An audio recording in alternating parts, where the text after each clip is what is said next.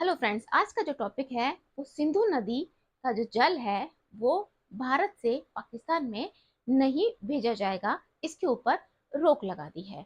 तो पहले हम ये समझते हैं कि सिंधु नदी का जो जल समझौता भारत और पाकिस्तान के बीच में हुआ था, वो कौन सी कंडीशंस थी कि जो सिंधु नदी के जल को बंटवारा पूर्वी और पश्चिमी नदियों के तहत कर दिया गया था। तो welcome back to geography Sindhu study points में आप लोगों का बहुत बहुत स्वागत है। और आज का जो टॉपिक हम लेके आए हैं वो सिंधु नदी के जल के ऊपर टॉपिक लेके आए हैं। तो हम स्टार्ट करते हैं सिंधु नदी के जल को। तो सिंधु नदी जल जो समझौता है, पहले हम इसे ये समझते हैं कि सिंधु नदी जो जल समझौता है वो 1 सितंबर 1960 को कराची में हुआ था। सबसे पहली बात यह है, जो पॉइंट उठेगा वो यही उठेगा कि सिंधु नदी का जो जल समझौता था वो 19 सितंबर 1960 यानी कि हमारा जो हुआ था वो हमारा हुआ था 19 सितंबर 1960 को हुआ था। और कहाँ पे हुआ था? कराची में हुआ था। अब हम समझ ये लेते हैं कि सिंधु नदी जो जल है वो कहाँ से आता है। तो सिंधु नदी का जो जल है वो उद्गम स्थल जो है वो भारत भी नहीं है। इसका उद्गम स्थल जो है वो तिब्बत यानी कि चीन में आता है।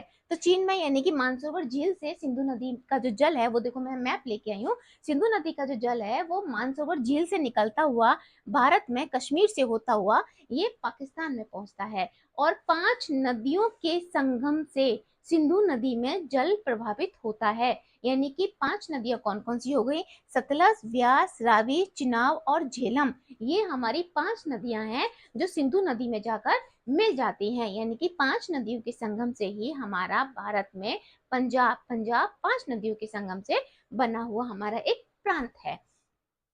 ये समझ में आ गई हमारी हमारी जो कहानी है सिंधु नदी की। और दूसरी कहानी हमारी, दूसरा पॉइंट हमारा क्या बैठता है कि जब हमारा देश आजाद हुआ था तो आजादी के टाइम पे भारत और पाकिस्तानियों का बंटवारा कर दिया था। ये बंटवारा करने वाले अंग्रेज लोग थे, इन्होंने बंटवारा कर दिया। उस टाइम पे सिचुएशन दूसरी थी, जब हमारे यहाँ पे पानी जो था सिंधु नदी पे बहुत सारी ऐसी योजनाएं बना दी गई थी जिससे कि आम नागरिकों को, किसानों को, जो हमारे कृषक है उनको फायदा था। लेकिन जब बंटवारा हो गया था तो यही जो नल है, जो हमारा जल है वो बट गया था। तो इसके ऊपर सिंधु नदी जल का समझौता करना अनिवार्य हो गया था।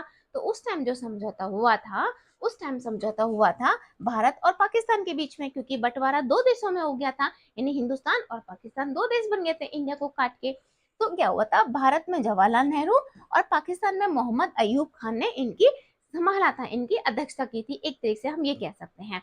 यानी कि जो साइन किए थे भारत से पाकिस्तान के, भारत पे जो साइन किए थे वो जवाहरलाल नेहरू थे, और पाकिस्तान से जो साइन किए थे वो हमारे कौन थे? मोहम्मद अयूब खान थे।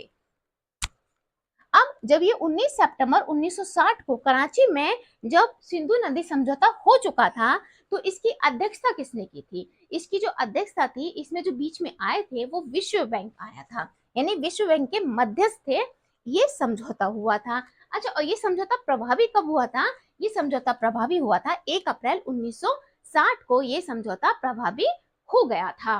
अच्छा, ये अध्यक्षता हो गई थी। अध्यक्षता करने वाले कौन थे? अयूजिन आर ब्लैक इसके अध्यक्ष थे, जो इसकी मध्यस्थता कर रहे थे विश्व बैंक में। ठीक है। अच्छा, अब हम ये देखते हैं कि जो सिंधु नदी है, ये हमारी जो सिंधु नदी है, सिंधु नदी को हमने 2 पूर्वी और पश्चिमी नदियों में डिवाइड कर दिया था इसके जल को, क्योंकि ये क्लियर होना चाहिए। समझौता हमें पता है 19 सितंबर 1960 को हुआ था। हमें ये भी पता है कि सिंधु नदी का जो जल है वो मानसरोवर से आता है। सिंधु नदी का जो जल है वो भी भारत से नहीं होता, ये भी तिब्बत यानी कि चीन से निकलता है। अगर हमने सिंधु नदी के जल को पहले से समझते हैं कि सिंधु नदी के जल को, तो इसमें 5 नदियां हम मिलती हैं। कौन सी मिलती हैं? सतलज है, व्यास है, चिनाब है, झेलम है। इसमें हमारी 5 नदियां मिल जाती हैं। ठीक है, 5 नदियां मिलती हैं और एक नदी इनमें ऐसी है जो सिर्फ भारत में ही प्रभावित होती है। ये भी क्वेश्चन उठता है कि भारत में प्रभावित होने वाली मात्र एक नदी है, कौन सी है? जो भारत में ही निकलती है और भारत में ही खत्म हो जाती है, वो है हमारी व्यास नदी, जो हमारी व्यास नदी सतलज में मिल जाती है। अच्छा ठीक है, इन चिनाब, झेलम, इन सब के दुआऊ क्षेत्र को हम लोग क्या कहते हैं? मैं लिंक डिस्क्रिप्शन में दे दूंगी। इससे पहली वाली वीडियो में मैंने सिंधु नदी तंत्र के बारे में बहुत अच्छे से समझा रखा है। ठीक है, अब हम ये देख लेते हैं कि जब विभाजन हो गया, यानी कि नदियों का जो विभाजन हो गया, तो यानी कि पश्चिमी नदियां और पूर्वी नदियां, पश्चिमी नदियों में जो पश्चिमी नदियां गई थी वो हमारी कहाँ गई थी? पाकिस्तान में चली गई थी। उसमें कौन कौन सी नदी थी? सिंधु है, झेलम है और चिनाब नदियां हैं। ठीक है, इनका 80% पानी कौन यूज करेगा? इसके 80% पानी पे जो हक है वो है पाकिस्तान का, और सिर्फ 20% पानी पे जो हक है वो है हमारे भारत का। अब हम पूर्वी नदियों की बात कर लेते हैं। तो पूर्वी नदियों में हमारी आ जाती है रावी, ब्यास और सतलज। ये हमारी पूर्वी नदियां हो गई, जिनके 80% भाग यानी कि 80% पार्ट पे यानी कि पानी पे जो हक है वो है इंडिया का, और 20% पार्ट पे यानी कि पानी पे जो हक है वो है पाकिस्तान का। अच्छा, ये यानी कि सिंधु नदी तंत्र पे बहुत सारी विद्युत जल परियोजनाएं भी बनाई गई थी, जिन परियोजनाओं को पाकिस्तान ने सफल नहीं होने दिया था।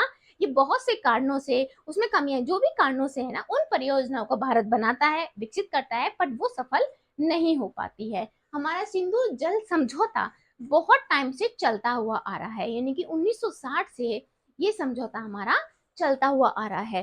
ठीक है, ये हमारा समझौता हो गया, ये समझ ले, ये समझौता चलता हुआ आ रहा है। कारण कैसे? देखो, इसमें क्या है, कारण क्या है कि भारत में कितना भी आतंकवाद हो जाए, यानी कि भारत में जितनी भी आतंकवादी गतिविधियां होती हैं, अभी हम पीओके की बात करते हैं, अभी कश्मीर को हम लोगों ने, यानी हम लोगों ने क्या, कश्मीर को आजाद कराया है, उसमें जो एक एक स्पेशल राज्य का जो दर्जा है उसे खत्म करा दिया, यानी कि आम नागरिक वहां जाके बिजनेस कर सकता है, जमीन ले सकता है, जो पहले हम लोग नहीं करते थे।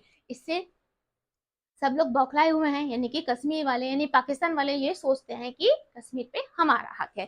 कितना भी आतंकवाद का गतिविधियां हो गई, तब भी हमने सिंधु नदी जल तंत्र यानी कि जल समझौते को खत्म नहीं किया। दूसरा क्या है कि भारत को क्या है, क्यों नहीं खत्म करना, क्योंकि भारत को है ना क्लीन वाटर चाहिए। अब क्लीन वाटर हमें कहाँ से मिलेगा? जो नदियां ग्लेशियर से निकलती हैं, और ग्लेशियर से निकलने वाली सिंधु नदी भी है, उसमें हमारी सतलज नदी भी है। इन नदियों का जो पानी है वो क्लीन वाटर में आता है। एक कि बड़ी नदियों से मिलता है, जो झेलम है और चिनाब है, यानी कि बड़ी नदियों से क्लीन वाटर आता है। देखो, ये झेलम और चिनाब बड़ी नदियां हो गई।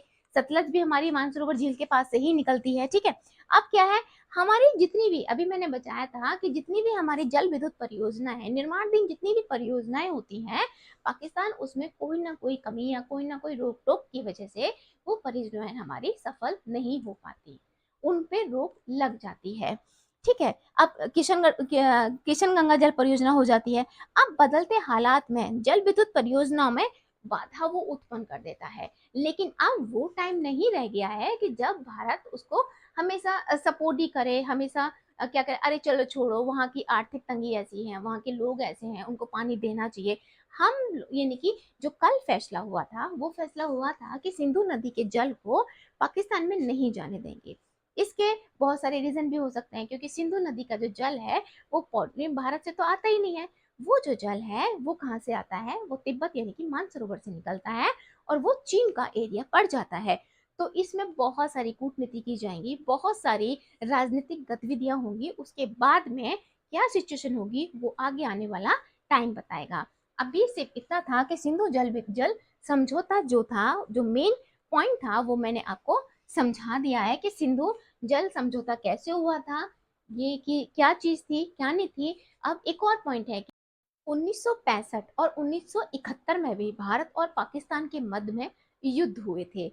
उसके बावजूद भी हमने, यानी कि हमारे देश ने सिंधु नदी जल का जो समझौता था उसको रद्द नहीं किया था, या उस पे कोई भी आंच, या उसको हमने खत्म नहीं किया था। तो ये भारत की उदारता ही है जो पाकिस्तान को अब तक बर्दाश्त कर रही थी। उसके बाद में बहुत सारे राजनीतिक तनाव हो चुके हैं, जिसकी वजह से भी ये फैसला लिया गया है। बहुत सारे ऐसे रीजन हैं जो पाकिस्तान, एक तरीके से कह लो, मैं अपने वर्डों में कह सकती हूँ कि पाकिस्तान जो है वो अपने पैरों पे खुद से वो कुल्हाड़ी मार रहा है, क्योंकि उसे पता है कि उसके अंदर की जो कंडीशंस हैं वो कितनी बद से बदतर हो रही हैं। आई होप आपको ये वाली वीडियो या इतनी सी सिंधु नदी जल समझौते के बारे में आपको समझ में आया होगा। आप मेरे चैनल पर नए हैं तो प्लीज मेरे चैनल को लाइक करिए, सब्सक्राइब करिए और बेल आइकन का बटन दबाइए, और अपने कमेंट्स आप मुझे कमेंट्स बॉक्स में लिख के बता सकते हैं।